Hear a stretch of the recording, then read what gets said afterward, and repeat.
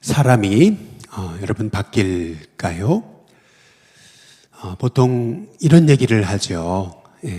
본성은 안 바뀐다. 뭐 이런 얘기를 합니다. 타고난 기질은 안 바뀐다. 바뀌어야 되지 않습니까? 이제 이러면은 그냥 생긴 대로 살다가 죽게 놔둬요. 이제 이렇게 얘기를 하죠.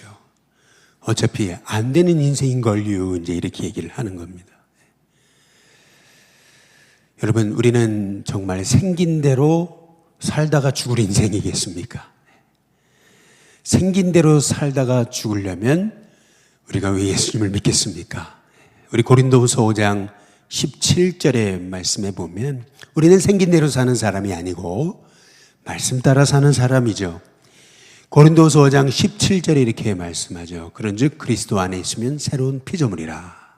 이전 것은 지나갔으니 보라 새 것이 되었도다. 이렇게 말씀하시잖아요. 그리스도 안에 있는 새로운 피조물이란 바로 그리스도 안에서 새 것이 된 사람이다. 이렇게 말씀하고 있죠. 그러면 그리스도 안에서 새로운 피조물 된 새 것이란 뭘 의미하는 거겠습니까? 그 새 것이 뭘 의미하는 것이겠어요? 성경은 또 성경으로 우리가 조금 살펴봐야 되겠죠. 베드로후서 1장 4절에 보면 그 힌트가 나와 있어요. 이로써 그 보배롭고 지극히 큰 약속을 우리에게 주사 이 약속으로 말미암아 너희가 정욕 때문에 세상에서 썩어질 것을 피하여 신성한 성품에 참여하는 자가 되게 하려 하셨느니라. 이렇게 말씀하죠. 그러면 그리스도 안에 있는 새로운 피조물이 누리게 되는 삶의 변화, 새 것이란 다시 말해 신성한 성품에 참여하는 것이다 라는 것을 볼 수가 있습니다. 생긴 대로 사는 게 아니고 바로 이제는 신성한 성품에 참여하게 된 사람, 그 사람이 구원받은 사람이죠. 성령의 사람인 것입니다. 그런데 많은 사람들이 그런 안타까움을 얘기하죠. 안 바뀐다고 말이죠. 이유가 뭘까요? 그 이유는 먼저는 우리 안에 성령님이 오셨거든요. 그런데 우리가 성령을 의식하지 않는 거죠. 성령을 의식하며 살지를 않는 거예요. 다시 말해 24시간 일주일, 한 달, 1년을 살면서도 우리가 성령을 의식하지 않아요. 그렇지 않습니까? 어제 우리 친구 목사를 만났는데 그런 얘기를 해요. 새벽 기도 얘기를 했는데 365일 자기 교회는 새벽 기도를 한다. 월요일부터 주일까지 한 날도 빠지지 않는다. 심지어는 장인어른께서 돌아가셨는데도 그 장례식장에서 교회까지 새벽에 다니면서 새벽 기도를 인도했노라. 이제 이렇게 얘기를 합니다. 그러면서 이제 뒷얘기가 이제 뭐냐면은 우리 교회는 장로님들이 한 분도 새벽 기도를 빠지는 사람이 없다고. 그래 내가 새벽을 빠질 수가 없다고. 이제 이런 얘기를 해요. 그런 얘기를 들으면서 이제 그런 생각을 하게 된 거죠. 야, 그래. 목회자가 장로님을 의식하기만 해도 새벽을 하루도 안 빠지는데 그렇잖아요. 우리가 예를 들면 일신교회가 새벽에 한 1000명, 2000명씩 모인다고 생각해 보세요. 그러면은 제 설교가 달라지겠죠. 사람을 의식하니까 여러분 사람을 의식해도 우리의 삶이 달라지기 시작하는데 하물며 성령을 의식하는데 여러분 우리 인생이 달라지지 않겠느냐라고 하는 것입니다. 그래서 믿음의 삶이란 어떤 삶일까? 그것은 그냥 이렇게 살다가 놔두유, 죽게 놔두유 이게 아니고 우리 5절에 보시면은 이렇게 말씀하죠.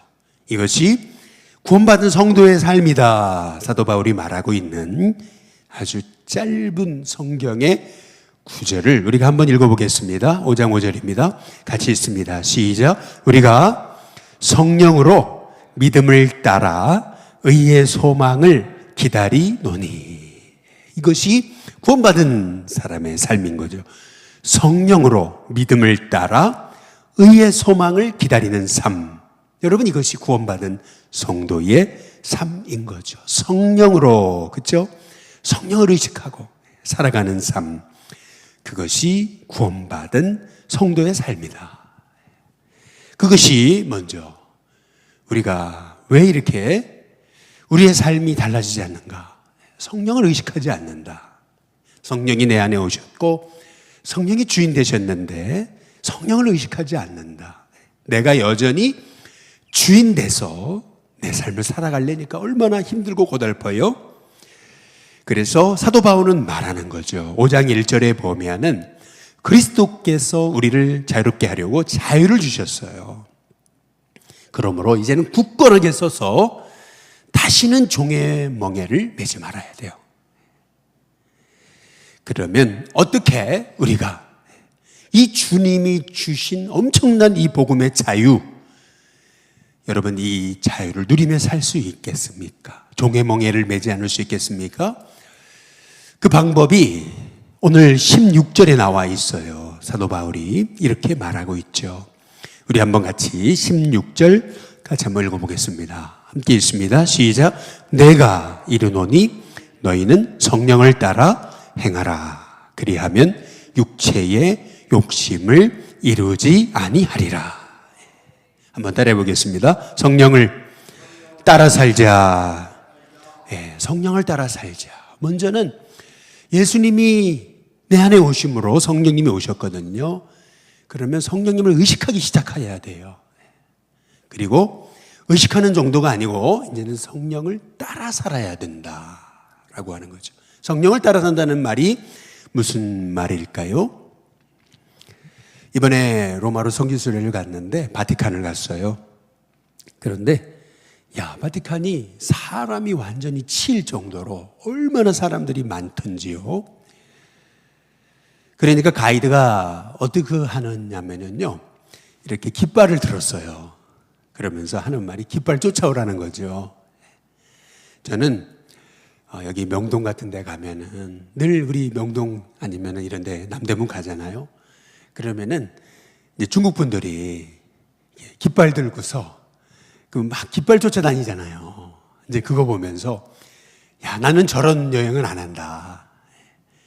사람들이 막 깃발 쫓아다니면서 막 이렇게 다니는데 너무 이제 그 모습이 제게는 조금 보기가 좋지 않았던 것 같아요. 그래서 저런 건 안 한다 내가. 이제 그랬거든요. 너무 이게 우스워 보였어요. 깃발 쫓아 사람들이 막 쫓아다니는 게. 그런데 이 로마의 바티칸을 가보니까 너무 사람이 많으니까 이 깃발 쫓아다니게 되더라고요. 길을 가봐서.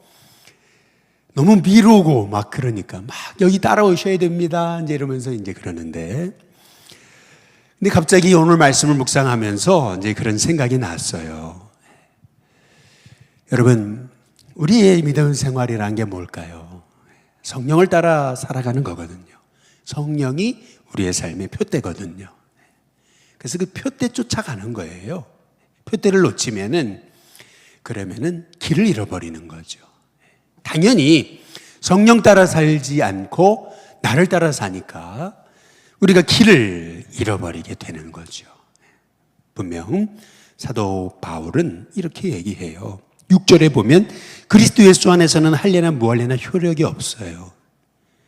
오직 사랑으로서 역사하는 믿음뿐이거든요. 13절에 보면은 형제들아 너희가 자유를 위하여 부르심을 입었으나 그 자유로 육체의 기회를 삼지 말고 오직 사랑으로 서로 종노릇하라.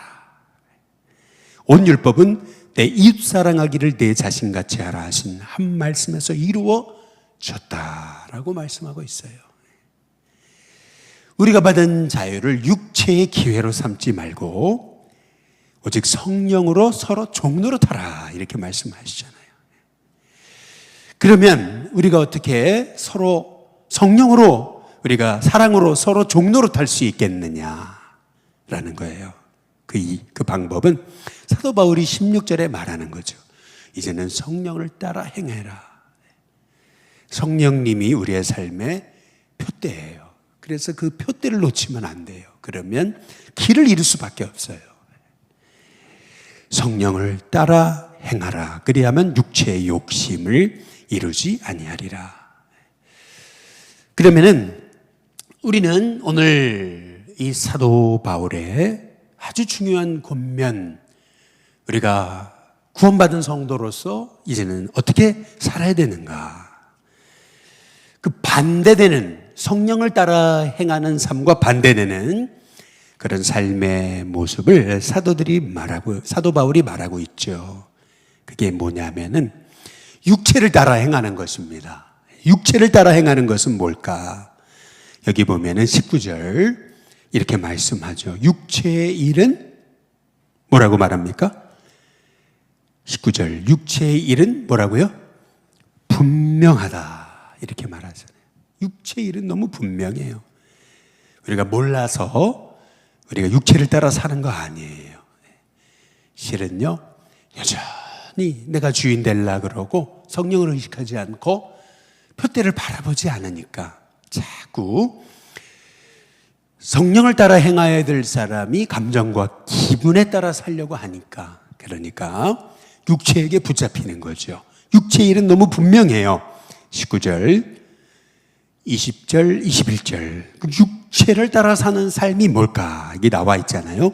곧 음행과 더러운 것과 호색과 우상 숭배와 주술과 원수 맺는 것과 분쟁과 시기와 분냄과 당지는 것과 분열함과 이단과 투기와 술 취함과 방탕함과 또 그와 같은 것들이라.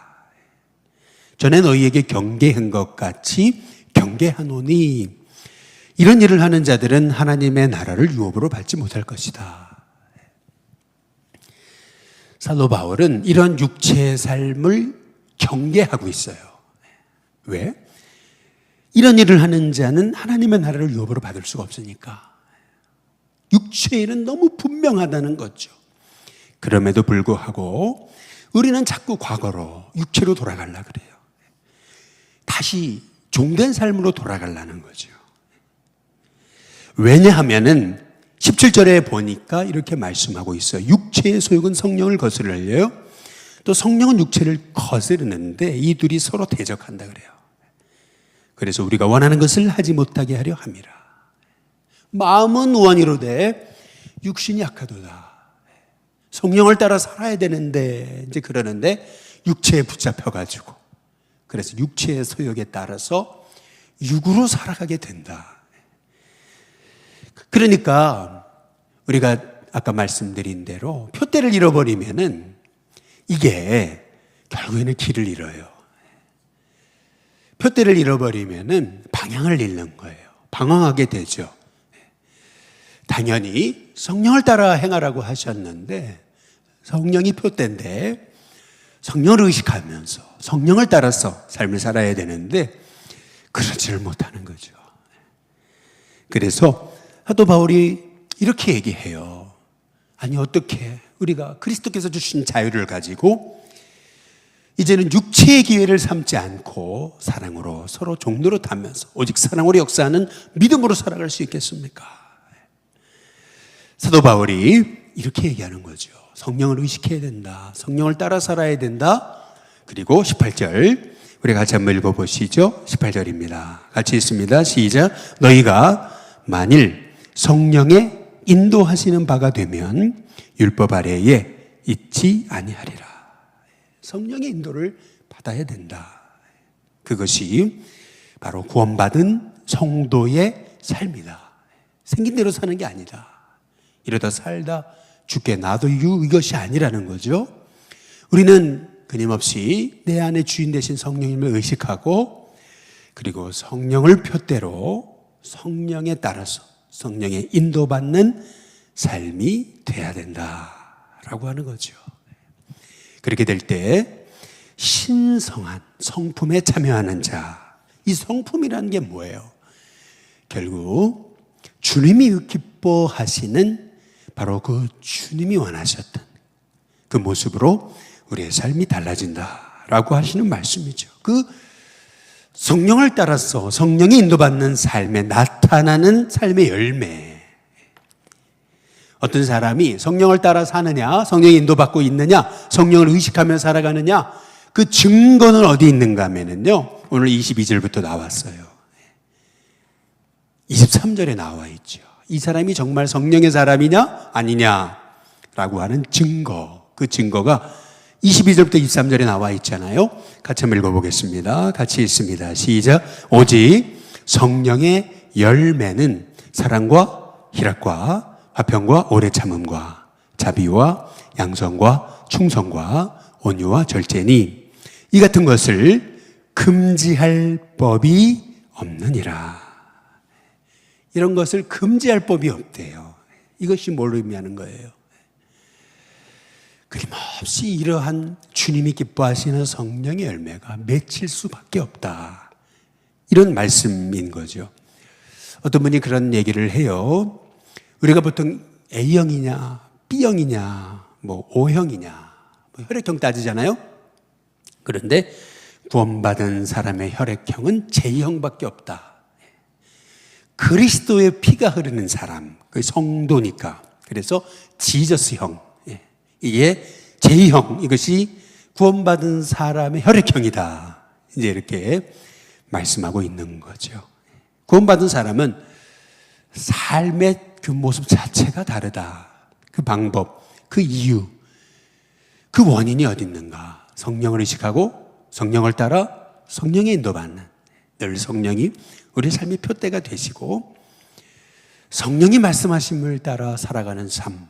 그래서 25절에 보면 이것이 그리스도인의 삶이다. 사도 바울이 명확하게 말하고 있어요. 같이 한번 읽어보겠습니다. 25절입니다. 시작. 만일 우리가 성령으로 살면 또한 성령으로 행할지니. 아멘. 여러분, 성령으로 살고 성령으로 행하는 사람, 그것이 그리스도인이다 라고 하는 것을 볼 수가 이제 있는 거죠. 여러분, 우리가 성령의 인도함을 받기 시작하면은요, 우리 안에 사랑이라는 열매가 맺히죠. 이 사랑이라고 하는 것은 자기 방식대로 사랑하는 게 아니에요. 우리가 과거에 예수님 없이 살 때는 다 자기 방식대로 살아간 거예요. 그러나 이제 성령이 인도받는 사람은요, 자기 방식대로 사랑하는 게 아니라 주님이 가르쳐 주신 대로 사랑하기 시작한다. 주님이 가르쳐 주신 대로가 뭐냐면 원수까지 사랑하게 되는 것을 말씀하고 있는 거죠. 그리고 성령의 인도받아 살기 시작하면 우리의 삶에 기쁨이 충만하게 되거든요. 그 전에는요, 좋은 일 생기면 기뻐했다가 나쁜 일 생기면은 막 원망했다가. 그러나 성령의 인도받기 시작하면은 참된 기쁨이 흘러넘쳐요. 그 참된 기쁨이란, 성령이 이끌어 가시는 기쁨이란 환경을 초월하는 기쁨이죠. 다시 말해 예수님으로 인한 기쁨. 다시 말해서 예수님의 기쁨이 나의 기쁨이 되는 거죠. 그분이 내 안에서 역사하시니까. 그게 사랑과 희락과라고 하시는 말씀의 의미인 거죠. 그리고 화평과 이렇게 말씀하잖아요. 화평이라는 게 뭡니까? 저는 이 영어 표현이 이게 화평을 말하는 아주 중요한 참 재밌는 표현 같아요. 영어로는 그렇게 얘기하잖아요. 불화를 일으키는 사람, 트러블 메이커. 트러블을 만드는 사람. 그런데 화평케 하는 자는 뭐예요? 피스 메이커예요. 여러분, 성령의 사람은 트러블을 만들어내는 사람이 아니에요. 그게 육체를 따라가는 사람의 모습이죠. 그게 20절에 나와 있잖아요. 원수 맺고 분쟁하고 시기하고 분내고 당짓고 분열하는 거. 이게 트러블 메이커잖아요. 그런데 성령의 사람은 어떤 사람이냐면은 피스 메이커예요. 다시 말하면 그 안에 하나님이 주시는 세상이 줄 수 없는 평안이 있어요. 감사를 만들어내요. 그리고 공동체에 화평을 만들어낸다는 거죠. 그것이 성령을 의식하기 시작하고 성령을 따라 살기 시작하고 성령이 인도받는 사람에 나타나는 성령의 열매다.